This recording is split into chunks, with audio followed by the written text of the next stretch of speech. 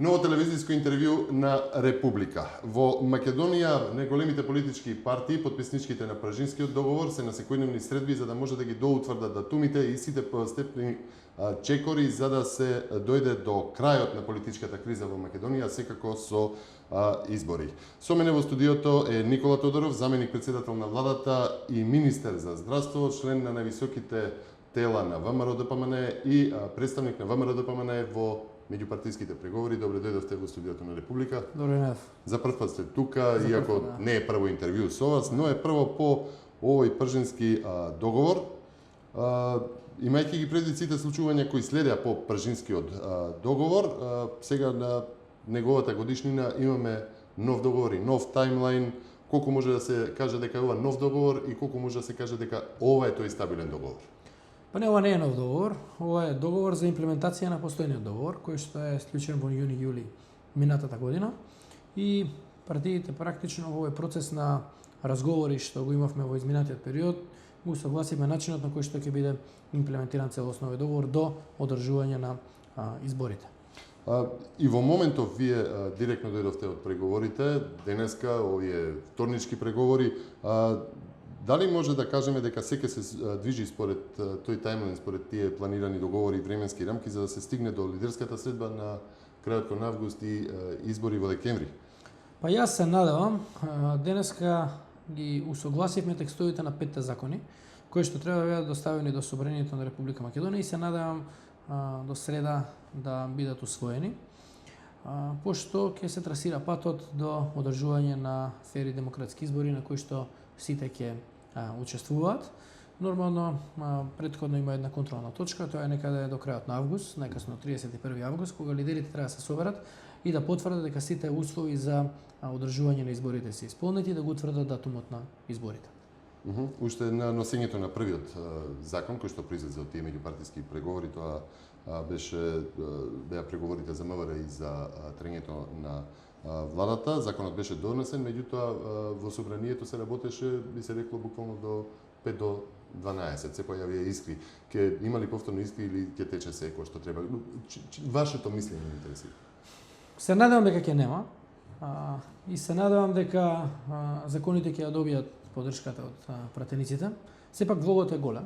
Влогот е завршување на кризата во Република Македонија, која што и беше наметната од страна на СДСМ. И кога влогот е волку голем, сите треба да пристапиме со едно големо ниво на сериозност. И она што е договорено, она за што сме пружиле рака, народски кажано, да се исполни испочител. Од една страна, од овој договор за исполнување на договореното, и ВМРО и СДСМ искажавте задоволство од постигнатото, велите дека се согласувате со него и едната и другата страна, меѓутоа на терен продолжува она секојдневна партиска преписка и преку медиумите она партиска борба на терен.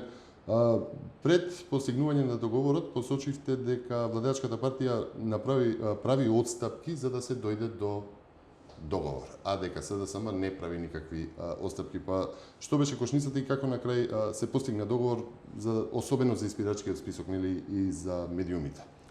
Пошто тоа беа нели критични точки кои што СДСМ ги нагласуваше како минимални услови за одржување избори. Видете вака се.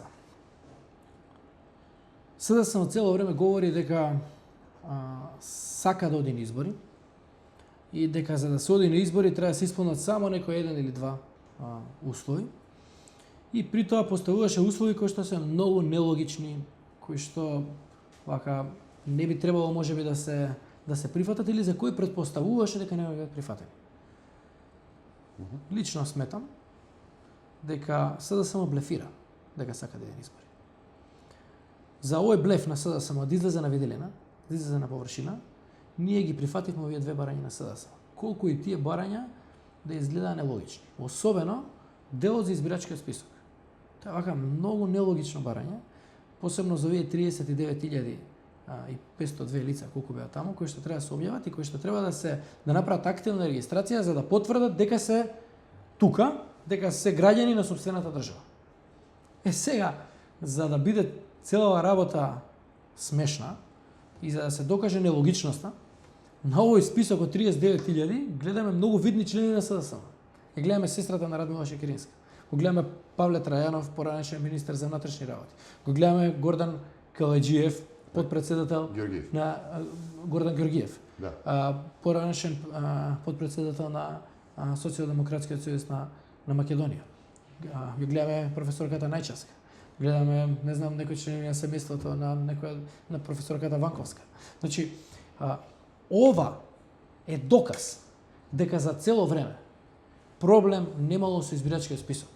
Дека имало само едно алиби, како СДСМ да не ги признае изборите во 2014 година, на кои што катастрофално загуби.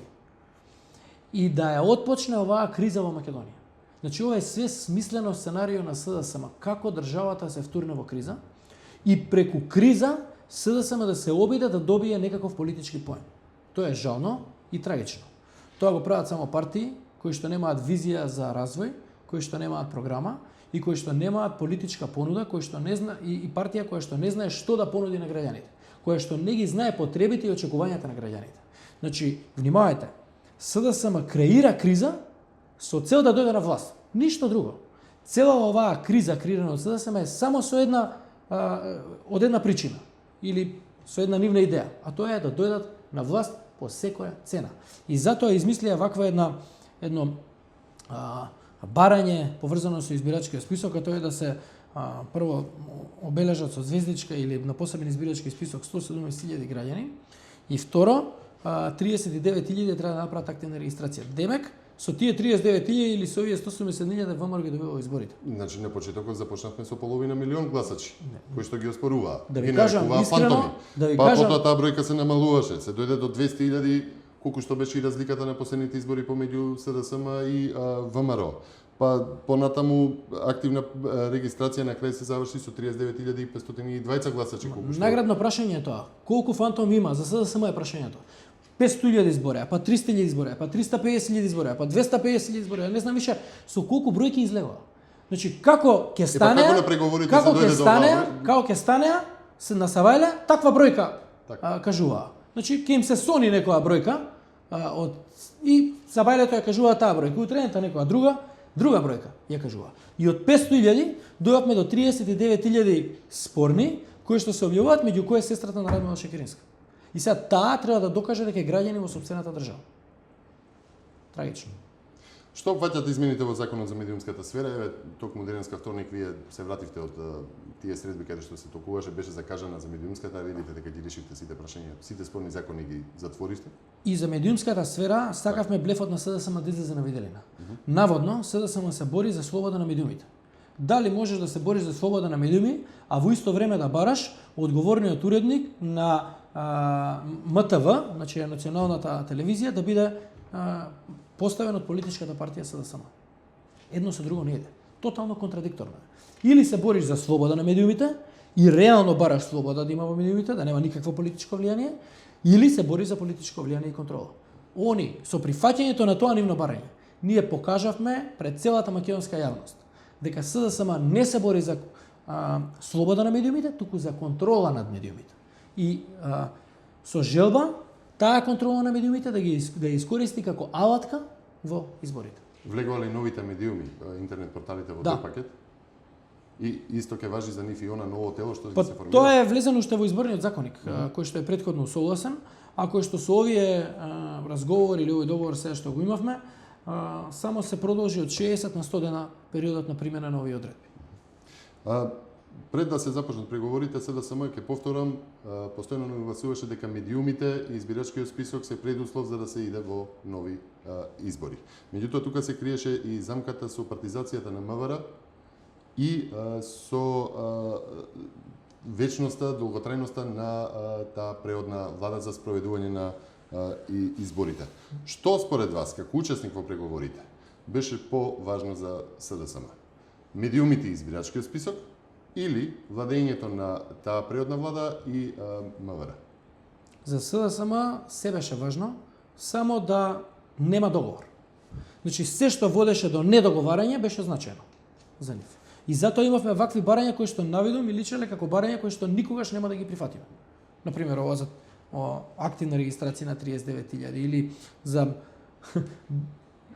слобода за медиуми преку политичко именување на уредници во медиуми, значи или политичка контрола, или едно време има едно централно цензорско тело кое требаше да ги мониторира сите медиуми, да кажува што е добро, што не е добро. Така да они за цело време се трудат со вакви предлози, да го блокираат процесот. На крај, со нашето прифаќање на овие нивни предлози, дојдовме до тоа да се надевам да излезе на виделин на блефот на СДСМ.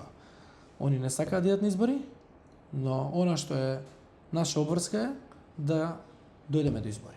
Затоа што само изборите се решение на кризата во Македонија. Граѓаните само може да ја решат оваа криза и никој друг.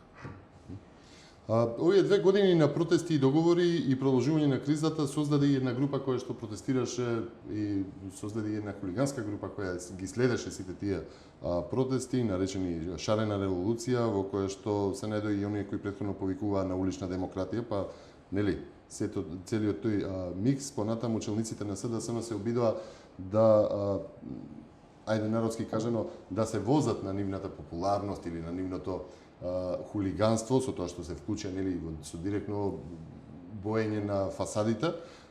Сега според изјава на Шекеринска во едно интервју, тие луѓе би требало да се најдат и на изборните листи од страна на СДСМ. Следејќи ги досегашните активности во изминатите години во политиките на СДСМ и како делуваат, дали тоа можеби потсетува и на она листа на анонимни кои што се појавија на изборите пред да започне кризата во 2014 година, кога фактички не ги признаа, а имаше и најава дека нема да ги признаат тие избори, да и сега повторно изиграат на таков начин. Она што вака од оваа дистанца, дали кризата ќе добие крај со тие избори или можно е повторно да се... Ова што од оваа дистанца можеме да го видиме и да го заклучиме е дека Заев уште пред изборите во 2014 знаел дека нема да ги признае изборите. Он влегол на избори со цел изборите да завршат, а онда не ги признае. И затоа одел со една постава, да речеме, на пратеници, за кои што сметал дека не е проблем да излезат од парламент, да не бидат од парламент и затоа не беше на листата. Дали ќе оди повторно на тој начин, не можам да кажам сега. Дали повторно ќе игра на тактиката да оди на избори со цел да не ги признае, не можам да кажам. Само можам да кажам дека ако тоа го направи, ќе направи катастрофална грешка и ќе ја стави со тоа што ќе сака да ја продолжи кризата во Македонија. Во Македонија повеќе после овие избори ваква криза не треба да дозволиме никогаш повеќе. На овие избори народот треба да стави крај на оваа криза и крај на еден ваков начин на функционирање во политиката. Политиката не треба да биде креирање на кризи. Политиката не треба да креира кризи. Политиката треба да решава проблеми. Во политиката треба да влезеш со програма и со политичка понуда, со која што треба да помогнеш да се подобри животот на граѓаните во секоја сфера на функционирањето и на општеството. Ако оние сваќаат политиката како алатка за креирање на кризи и преку кризи добивање на власт, тоа е нивна катастрофална грешка и таа нивна политика еднаш за секогаш мислам дека ќе еднаш за секогаш ќе заврши. Затоа што на овие избори граѓаните ќе одлучат дека кризата во Македонија завршува и ќе одлучат дека никогаш повеќе не сме да се повтори една ваква ситуација. Добивте таков впечаток на преговорите?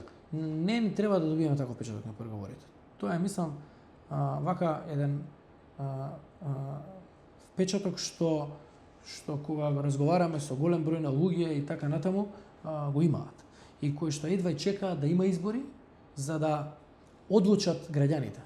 Затоа што во оваа ситуација на постојани преговори, на разговори во, не знам, 4 политички партии и така натаму, ние на еден начин го деловиравме демократското општество.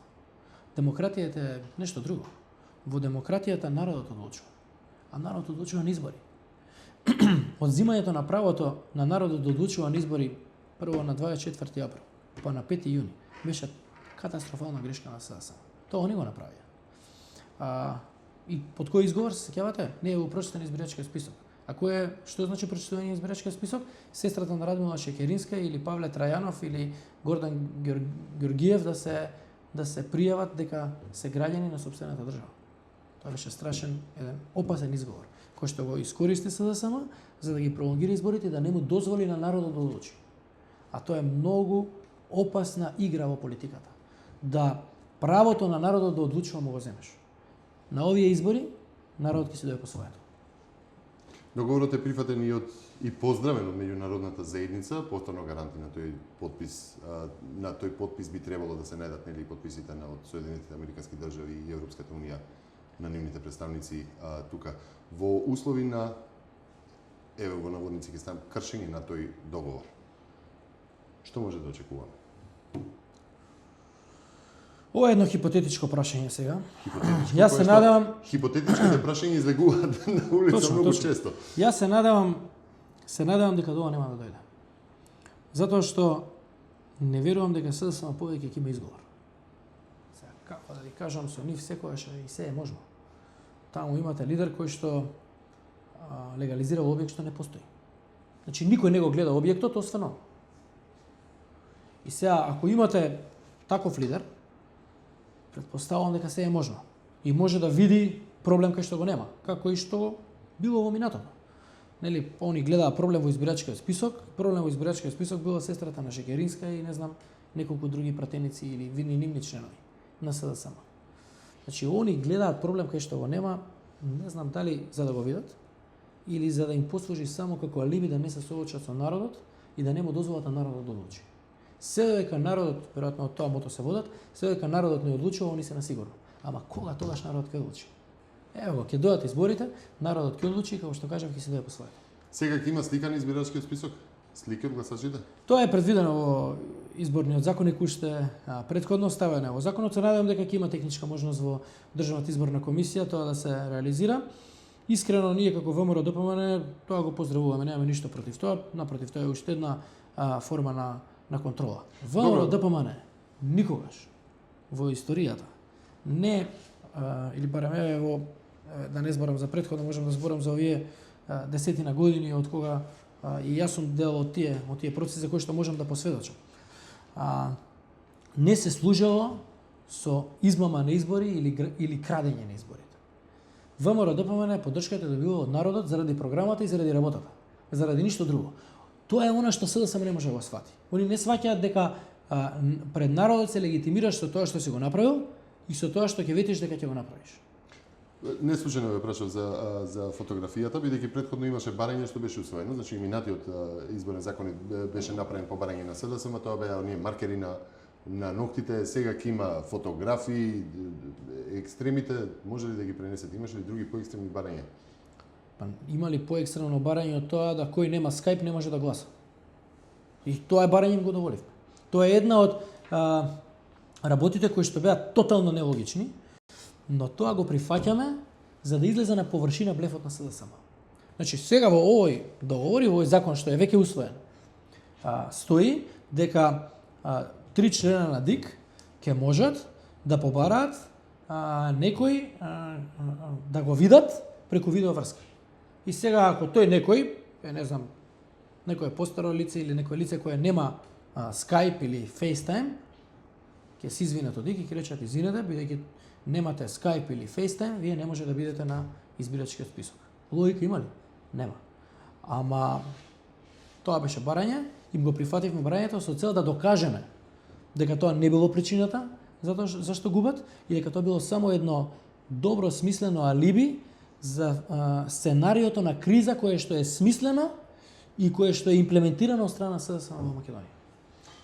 Работата на специјалното јавно обвинителство, нема да ја коментираме, меѓународната заедница постојано инсистира на тоа да биде поздравена нивната работа од сите политички актери во Република Македонија и покрај сите критики кои што се насочени и од едната и од другата страна за нивната работа, но по сите јавно посочени спреги и врски помеѓу Социјалдемократскиот сојуз на Македонија и специјалното јавно обвинителство, од однапред добиени сознанија до условите кои што ги поставуваше Заев за дали да ги предаде прислушкуваните разговори или не, колку се предале, како се предали тие информации, после стана проблематични Може ли да помислуваме на тоа дека е можна злоупотреба на работата на специјалното јавно обвинителство во периодот до 31 август, до таа лидерска средба, или повторно од таму до денот на изборите? Како мислите дали е можно? Тоа се случува. Па ние имаме конкретна ситуација. Ние имаме човек во домашен притвор затоа што 10 пати поевтино набавило превоз од Заев и 650 пати поевтино набавило превоз од Куманово, од градоначалникот на Куманово ЦИЦ. Значи ние во овој момент имаме таква злоупотреба. И користење на специјалното обвинителство како алатка во изборите или во изборната кампања на СДСМ. Како политичка алатка ја користат. Значи ние имавме една сензационална пресконференција на која што градоначалникот на Битола беше обвинет дека плаќал превоз поскап од Токио. Значи го осудија човекот на пресконференција. Каква презумпција на невиност? Тоа никој не помислува. Значи една пресконференција која што е како да е напишана за партиска кампања. И сега, после тоа ние гледаме ситуација дека градоначалникот на Струмица и председател на СДСМ плаќал неколку пати повисока цена за превоз од градоначалникот кој што е обвинет дека ја оштетил општината со скапа цена за превоз.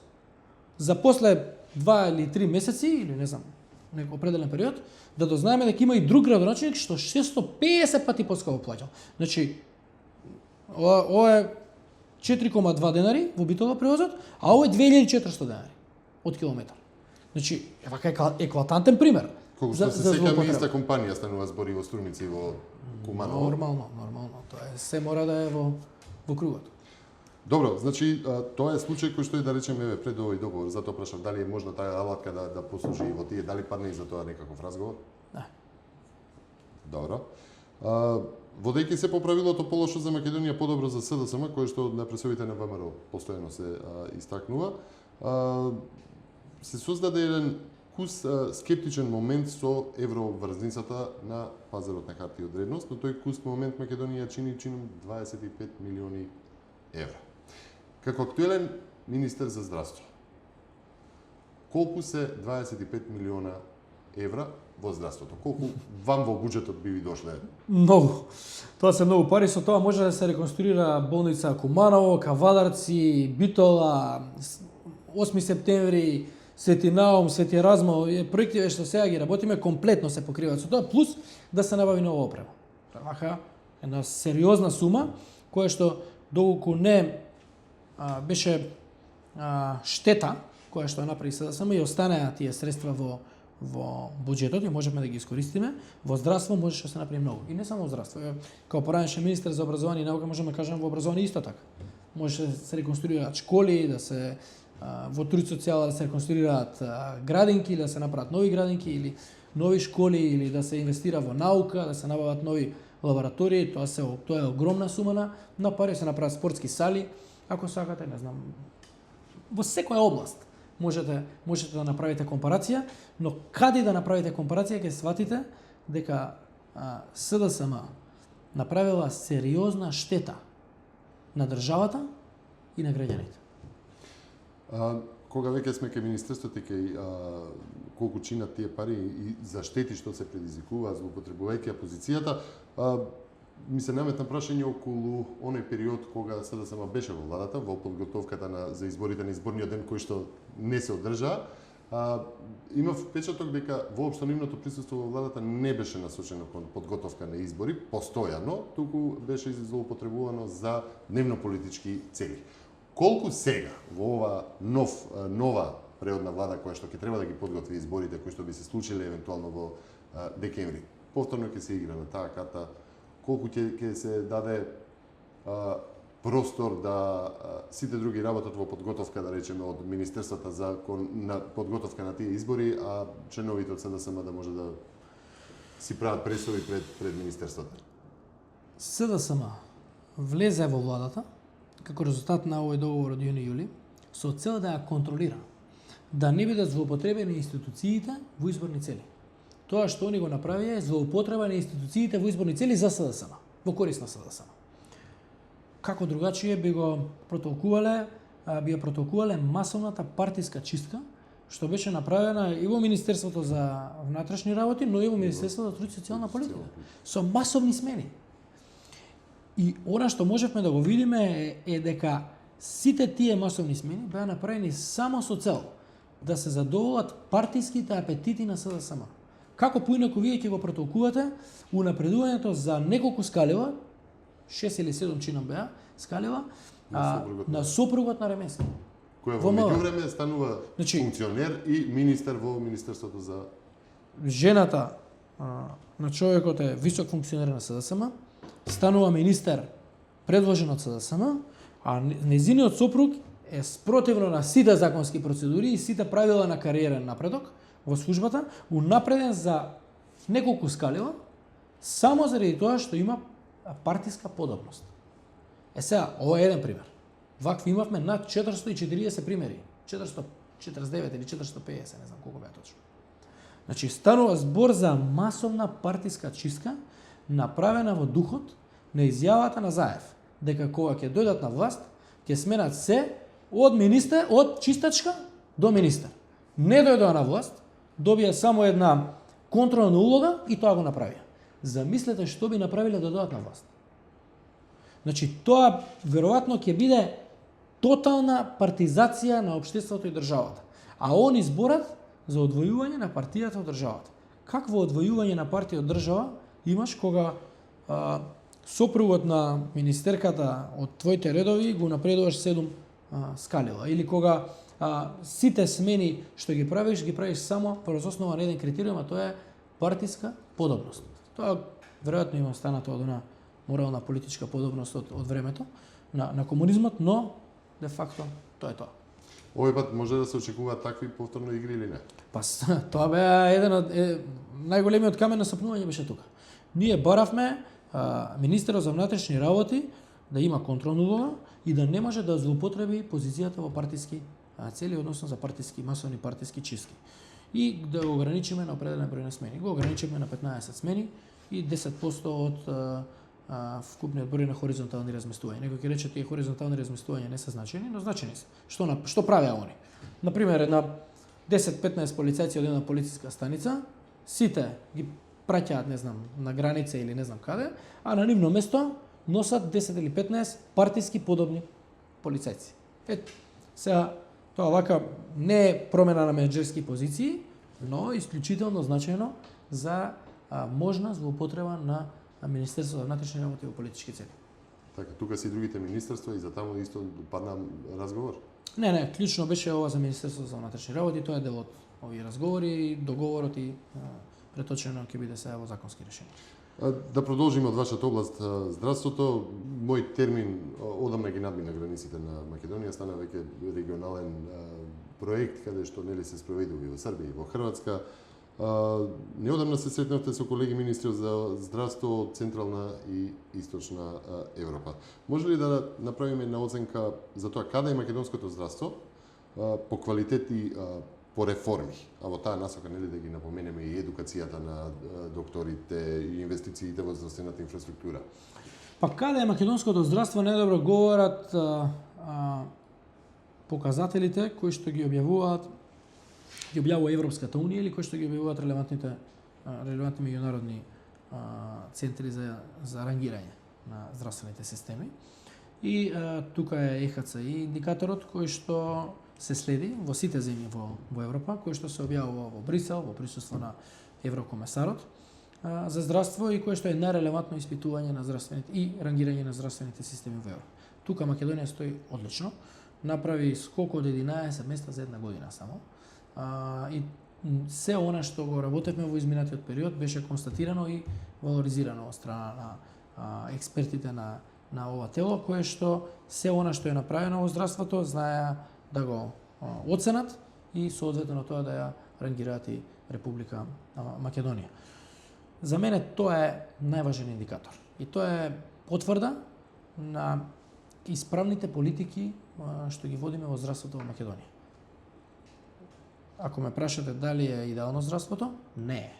Дали има многу работа во здравство? Има. Дали има нерешени проблеми, наталожени проблеми или проблеми што ги мачат граѓаните? Има. Значи, никогаш не сум кажал и нема да кажам дека во здравството сега е идеално и дека нема потреба од никаква промена. Напротив, во здравството има уште многу работа и здравството е еден од секторите во кој што никогаш не можеш да кажеш сега е средено.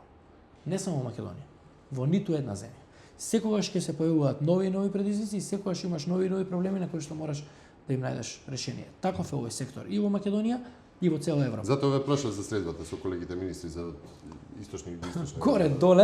Горе-доле сите се соочуваат со исти или слични проблеми.